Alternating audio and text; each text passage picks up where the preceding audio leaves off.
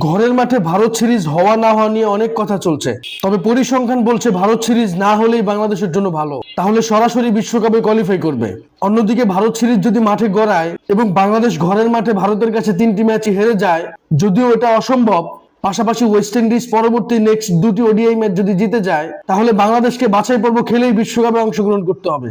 আর ভারতকে এর আগেও বাংলাদেশ ঘরের মাঠে 2015 এবং 22-এ ওডিআই সিরিজ হারিয়েছিল।